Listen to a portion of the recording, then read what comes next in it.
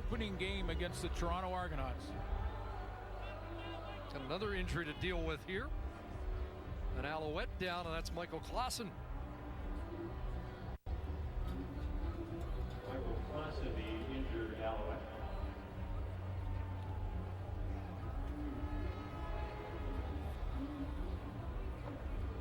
Been a physical affair, and again, Noel Thorpe losing the services of Enoch Mwamba early in this game.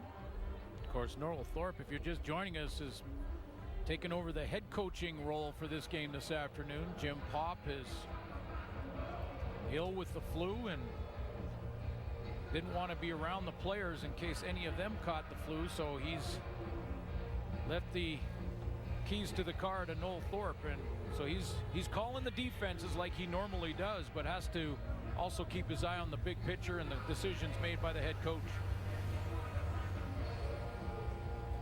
Taking their time with Michael Clausen. Speaking of Alouette assistants, there's the special teams guy who once was the head man on the other side of the field, Kavis Reed.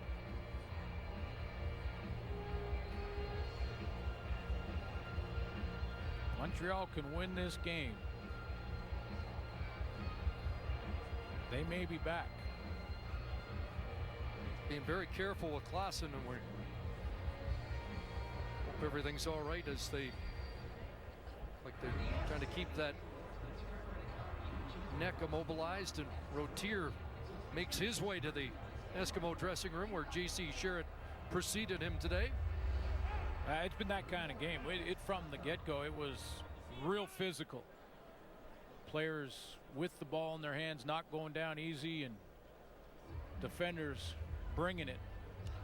Clausen, a third-year man out of Calgary.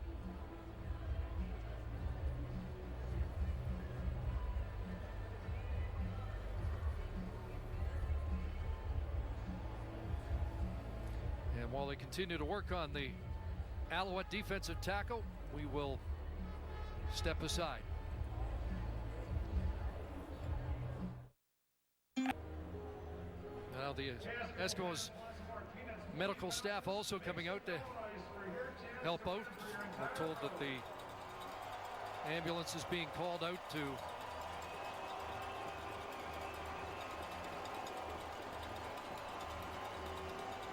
take care of Michael Clausen.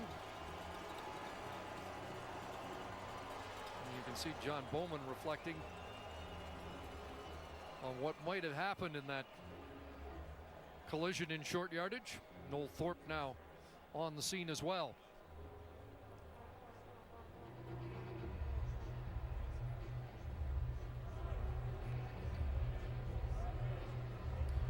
I couldn't really see what happened to Clausen in the bottom of the pile. It was a short yardage play, and he is right here, but you're going to lose him as he just gets low leverage and dives in there in that short yardage play. You just can't really see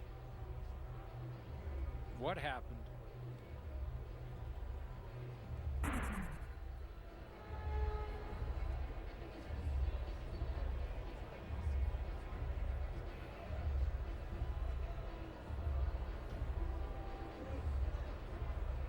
Of course, the Alouettes went through this with Jonathan Hefney a few weeks ago, and good to hear that Hefney back on the mend.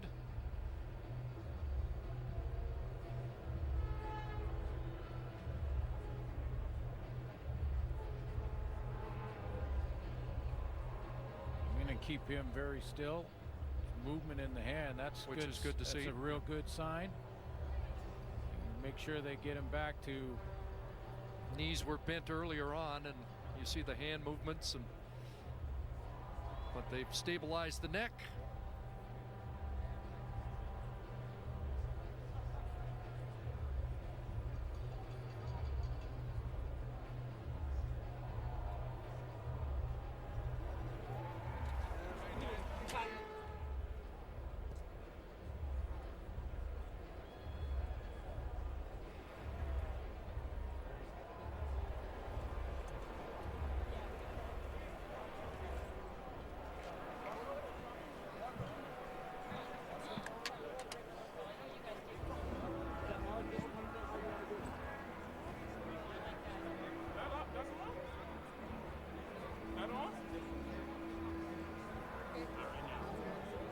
Doesn't matter what color jersey you wear right now, all the players concerned for Klassen, and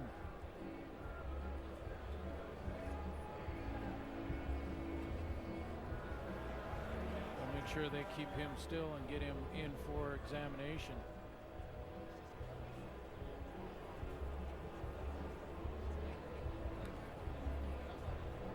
And the difficulty for everybody out there is now they got to turn the switch back on and get back into game mode.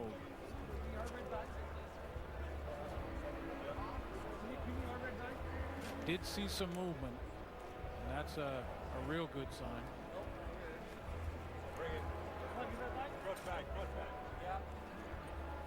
And every team with the very best in medical staff for situations like this.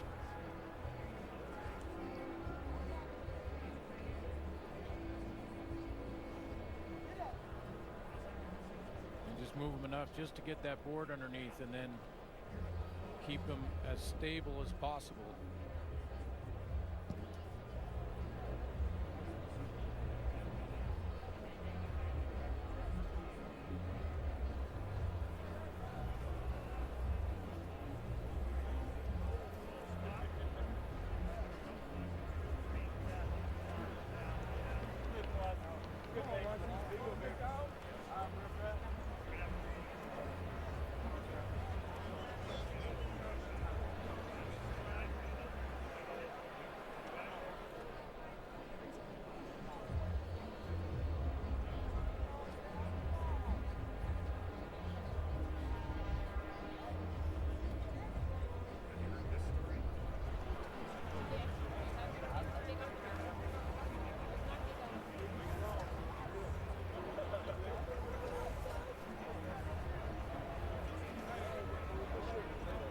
Try and get an update for you as quickly as we can when it's released by Alouette staff.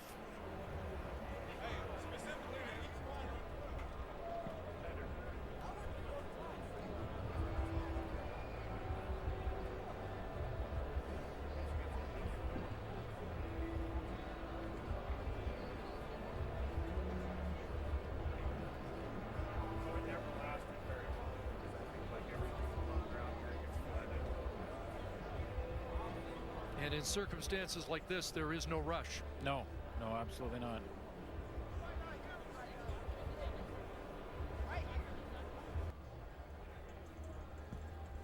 We're back, and they're still trying to secure Michael Klassen to the spinal board.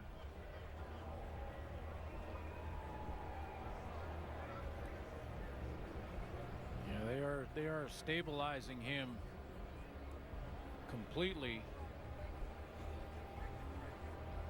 U of C product, 4th round draft pick back in 13. And a Calgary native. We are told that there are family members here, as you might expect for a game in Alberta.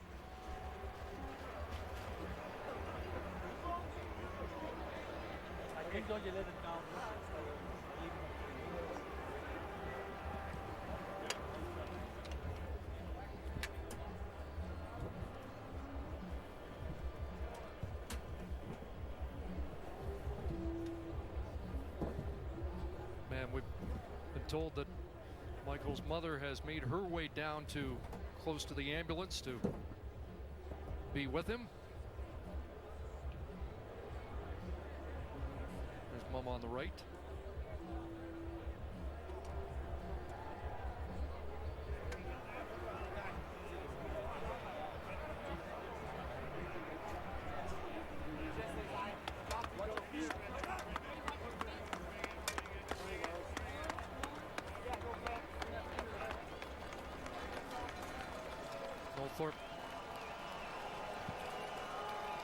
Letting her know, and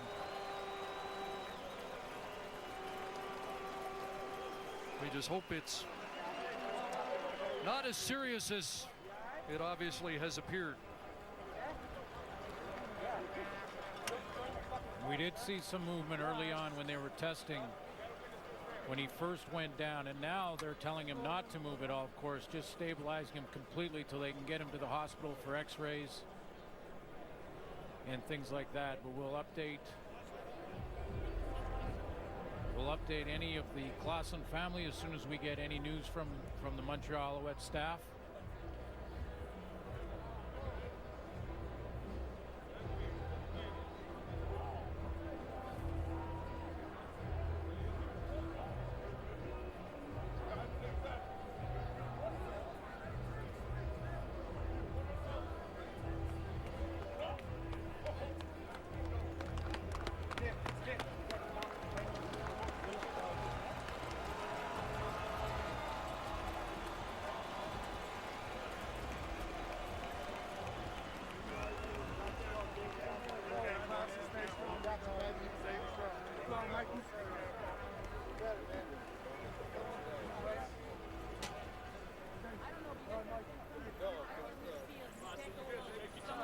Hang in there, big fella. They're drawing, Mike. Got it, Klassen. Got the glass.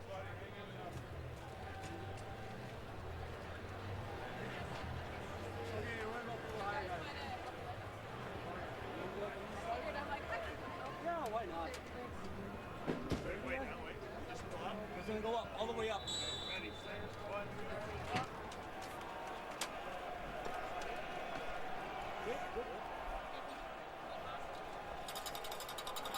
And now the difficult task of going back to work. Hakeem Shavers the run, and Nick Boulay with a quick tackle. Well, we'll give you one more look, and we all hope Michael Klassen will be fine, going in for precautionary measures right now and to be examined at the hospital. But he was in the bottom of that pile in the short yardage play, and hard to tell exactly what happened, but we'll keep you posted and hope that Michael Klassen will be okay. Right across the league, there'll be thoughts and prayers for Michael Klassen. There's Shavers tripped up and now tagged down so he doesn't get back up. It'll be third down and the field goal unit will come on. Just under 5.5 minutes left. Third quarter, 1 point game, and the Eskimos send Sean White out to expand that lead. Boy, tough mentally for the players now. I mean, they have to get back and get that competitive edge going, get the juices flowing again, get loosened up again. That was, a long break. They got to get rid of the thoughts of their teammate on the turf as well. So White from 32 yards out nails this, and the Eskimos lead by 4.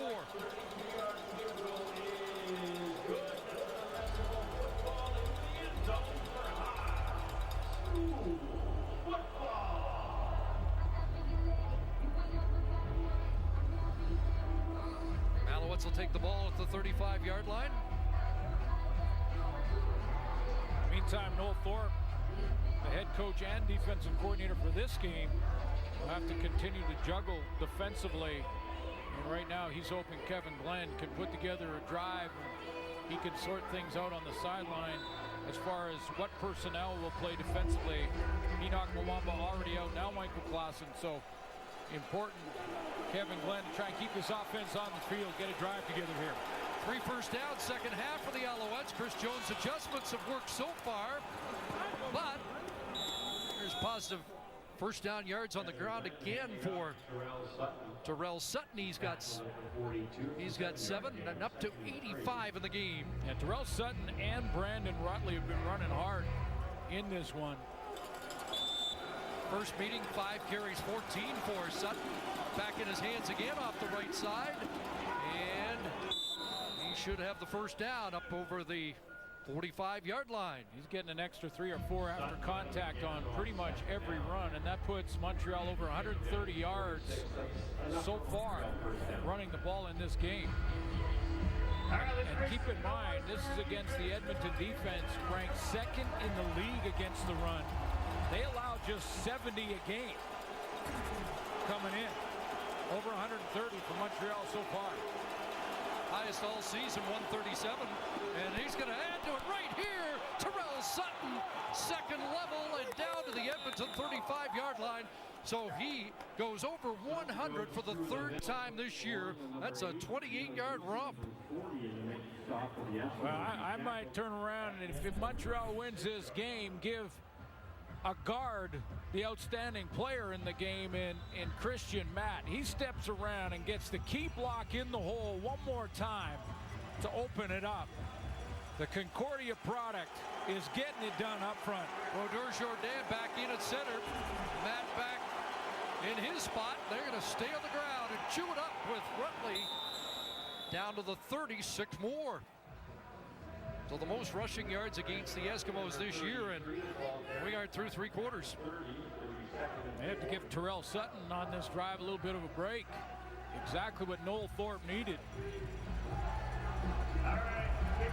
Big boys up front are enjoying this game, I guarantee it. Chris Schultz probably getting excited in the studio right now. Brodeur Jourdain, Blake, and Matt are the guards.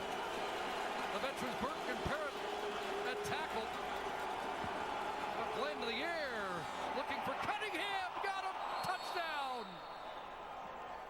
B.J. Cunningham has his second touchdown catch of the game, and the Alouettes have regained the lead. And they found a future star in B.J. Cunningham. This guy makes a tough catch here because he has a defender in his face. This looked like it might have been picked off.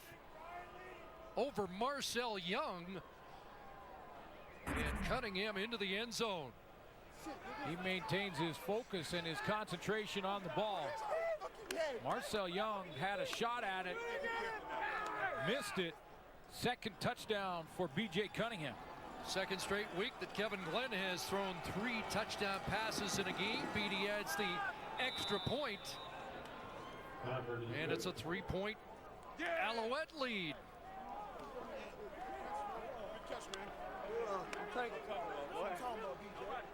When you get that run game going, you get the defensive line, they have to look at the running back first. It slows the pass rush. It gives Kevin Glenn some time. When there is B.J. Cunningham at the bottom, he basically going to go one-on-one, but they're going to play his own defense behind it.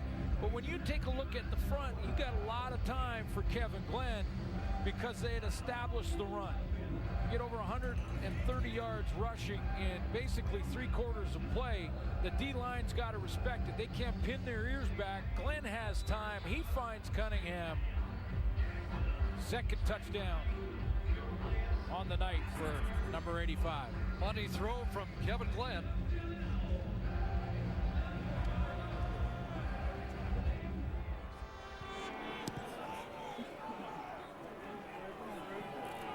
Beatty kicks it off.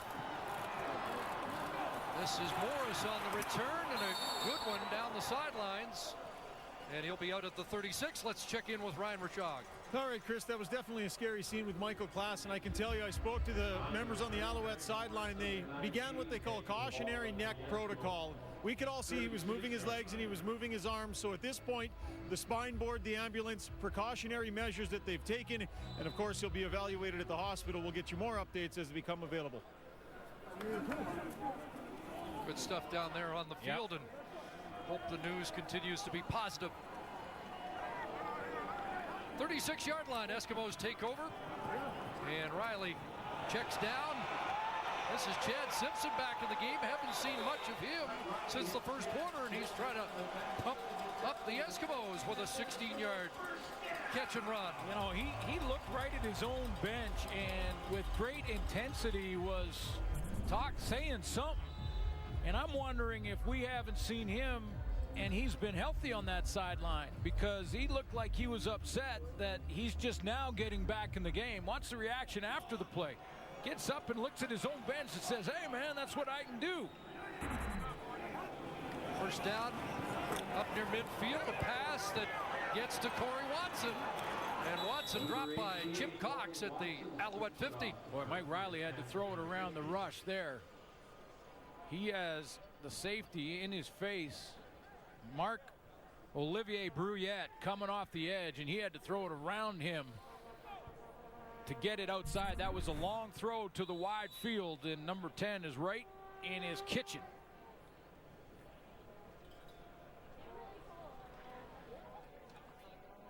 Corey Watson's been busier in recent weeks. 7-yard catch, 2nd and 3. Hakeem Shavers back in. Swing it out to Kendall Lawrence. Tiptoes down the sidelines and has another Edmonton first down. Not very often you'll see a formation like this where team will put 4 players into the boundary. When I say the boundary, from the hash mark to the sideline, the short side of the field. But the reason for it is to get blocking in front of Kendall Lawrence when he takes that little swing screen.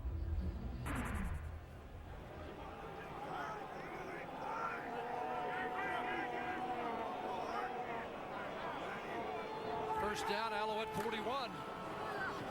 Riley underneath, threads the needle, and has another connection to Darrell Walker. Chip Cox, another tackle on the final play of the 3rd quarter. We're in for a good finish here at Commonwealth. Seesaw battle, and the Alouettes back on top, but a precarious, close football game. And look at the yardage. 1-yard difference in offense between these two teams, but I know you're focused in on the Alouette rushing totals. Yeah, well, getting there in different ways. Edmonton throwing the ball first, running second, and Montreal running the ball first and throwing it second. And Terrell Sutton over 100 yards. That's his 3rd on the season. 117 yards rushing for him, 164 for the Montreal Alouettes. It's run game against pass game right now. And it's November, and it does feel like the playoffs already. It essentially is for the Alouettes. Win or go home.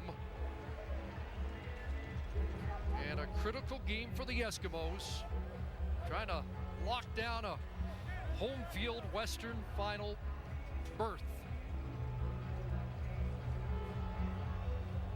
3-point lead for an Old Thorpe squad. Headed to the 4th quarter. But the Eskimos have a first down at the Montreal 25. Shavers back in, and a 5-yard gain here. Alan Michael Cash holding on to make sure Shavers couldn't lunge forward, and a late flag comes down.